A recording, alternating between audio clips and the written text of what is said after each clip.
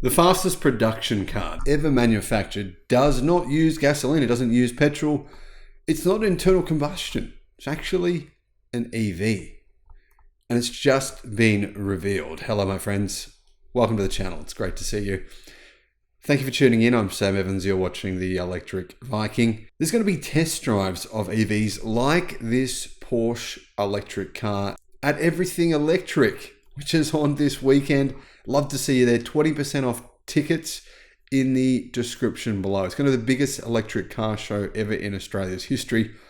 Porsche have just revealed the new Taycan. The new Taycan is, of course, it's EV only, and it's the fastest Porsche vehicle ever made, which is pretty interesting, isn't it? When you're a company that has always focused on internal combustion, your second version, the second version of your Taycan EV, the first EV you've ever made, is the fastest vehicle ever in your history. What do you think if you're going to go into a Porsche dealership and you walk into the Porsche dealership, you just cashed up, you just made an amazing drug deal, or maybe an amazing deal of some kind of sort that's legal, not illegal. It's just joking, by the way. And let's just say you walked into a dealership and you're like, oh, you know what? I've got heaps of money, just made millions of dollars.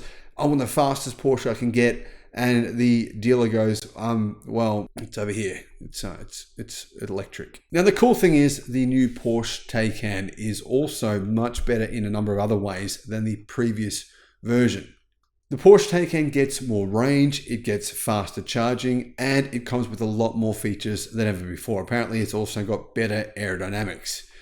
Porsche has been testing this vehicle at the Nürburgring. They say it's now faster around the Nürburgring than the Tesla Model S Plaid. Now, keep in mind, the Taycan looks a fair bit smaller than a Tesla Model S Plaid. They're slightly different in terms of their features and size. Anyhow, the Taycan 4S all-wheel drive has range of 296 miles.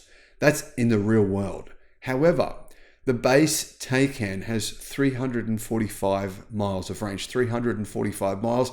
I don't think anyone's going to be complaining about range anxiety in a vehicle that can do that kind of range. Now, considering the previous models did 200 to 242 miles of range, well, you can see here range ratings have improved by around 30%. That's a huge difference. That's the kind of thing I've been talking about on the channel for a long time now.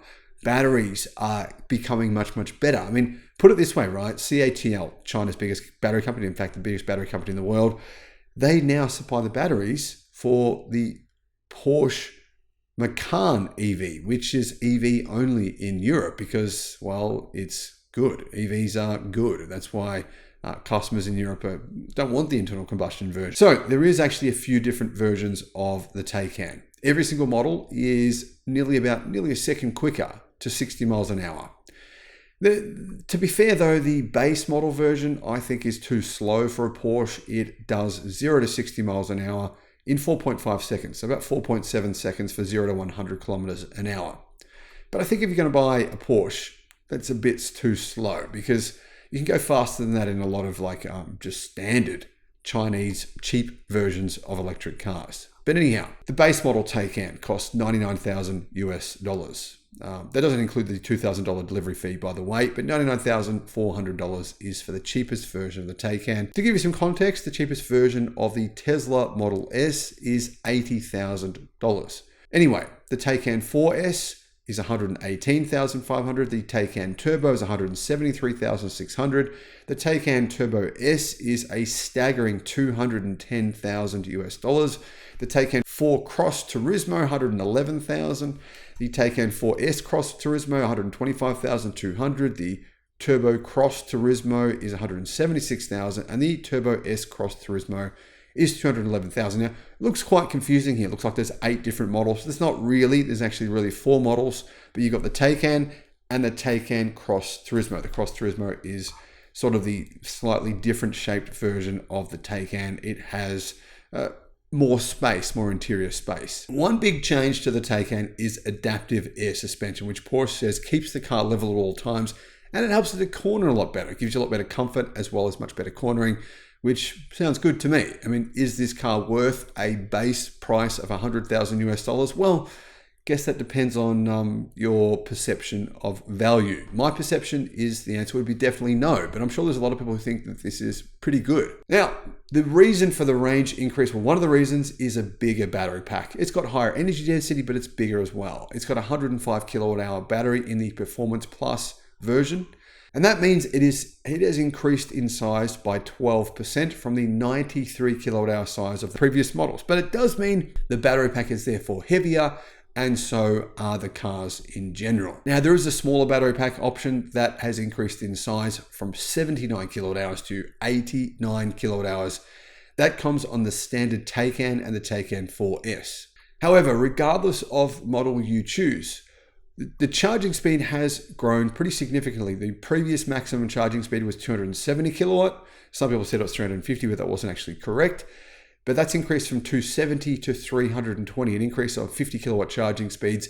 And apparently, people have actually charged them and found they do charge at these speeds at Electrify America charging stations in America. That would mean you could charge the majority of the battery pack in about 15 minutes time. Now, one other improvement in the Taycan, one other reason for the fact you're going to get more real world range than before is the Taycan can now recover 30% more energy when you brake. Now, I love this feature about EVs. I love the fact that you brake and you recover energy back into the battery, recharge your battery rather than actually just wearing out your brakes. It's so cool. Anyhow, 30% more. That means you can actually recover up to 400 kilowatt when you brake from before. One pedal driving is such a cool feature.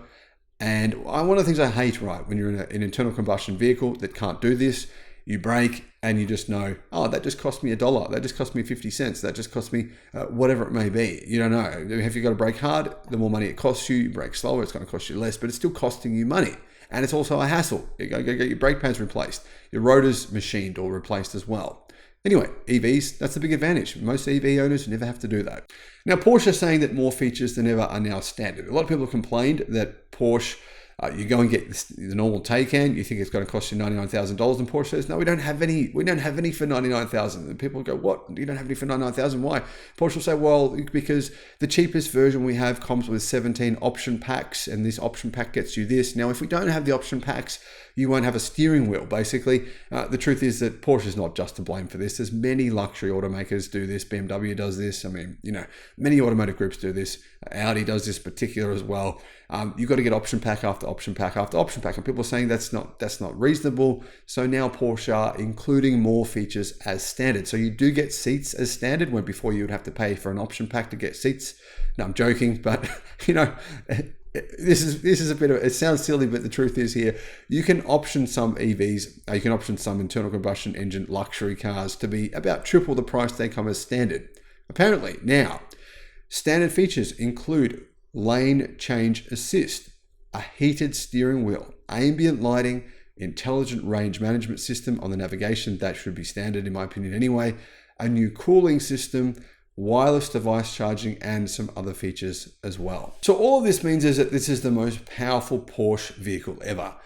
The most powerful version, the Taycan Turbo S, gets 940 horsepower. That is a fair bit less horsepower than, say, the Lucid Air Sapphire or the Tesla Model S Plaid, but it's still a lot of power, and it's still more power than any other Porsche vehicle has had ever in history. So how fast actually is it? Well, 0 to 60 miles an hour takes 2.3 seconds in the Turbo S. Now, considering that costs more than $200,000, it's probably not as impressive as it quite sounds. But anyhow, give you guys some context, if you're not using horsepower figures, that's around 700 kilowatt. And what it means is the rear axle, the rear drive motor, has actually 80 kilowatt or 107 horsepower more than the previous version. You can also get a temporary boost, extra power, an extra 70 kilowatts, so an extra 94 horsepower for a maximum of 10 seconds.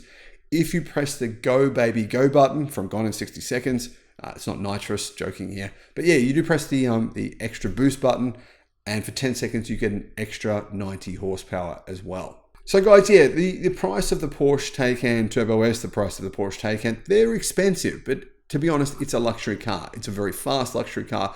But if I was going to go and buy a Porsche, this is the one I would be buying. Personally, if I won the lottery, if I won some massive lottery figure, Would I buy a Porsche at all? Probably not, but this is really the best Porsche you can get, I think, at the moment. Charging speeds are impressive. They're very, very fast charging speeds. Power is really, really impressive. That new suspension, air suspension, is going to make this a very comfortable car to drive. The interior looks quite nice as well. Lots of screens on the interior. If you love screens, then this is the car for you. And it's definitely a big improvement over the previous Porsche Taycan. I've got to say, I'm a fan. I quite like it. What are your thoughts? Let me know in the comments. Thank you for watching. Bye-bye.